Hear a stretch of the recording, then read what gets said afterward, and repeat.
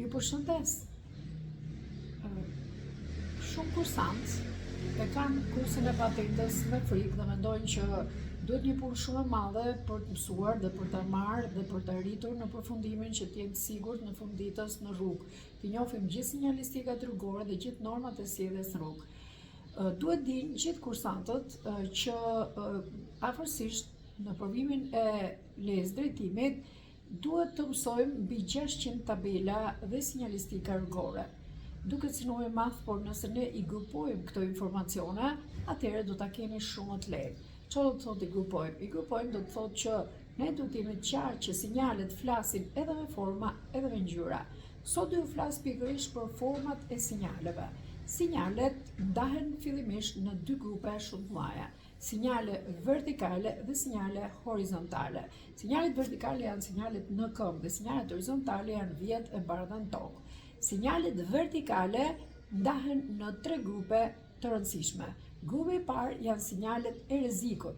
I pari dhe sinjalet e rrezikut, po t'i vini re, janë tre këndore.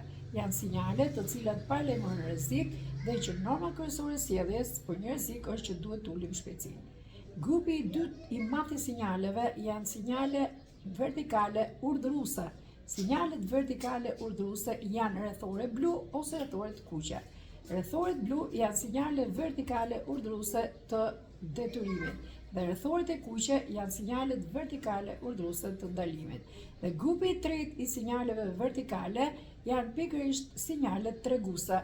Unë aty kam marrë një sinjal tregues autostradal, sepse sinjalet treguese janë të gjitha katrore dhe flasin me ngjyra. Me jeshilën janë autostradë, me blu janë rrugët urbane, të bardhat janë rrugë urbane, të verdhat janë sinjale të cilat vendosen aty ku ka punime rrugore, portokallet ose bëjkafët janë sinjale turistike dhe gjeografike. Por për këto do ju flas një ditë tjetër. Sot dua vetëm të fiksoni tre gjëra. Tre këndoret janë sinjale rreziku, paralajmërojnë rrezik dhe duhet të ulim shpejtësinë. Rrethoret janë sinjale urdhëruese dhe mund të jenë të kuqe që tregojnë ndalim, pra të urdhërojnë, dhe blu tregojnë detyrim, dhe katroret janë sinjale treguese dhe marrin ngjyra sipas rrugëve. Nëse ne i grupojmë këto sinjale në mendjen tonë sipas formave, do shihni që do jetë shumë e lehtë pastaj për të kuptuar pjesën tjetër të tyre. Faleminderit.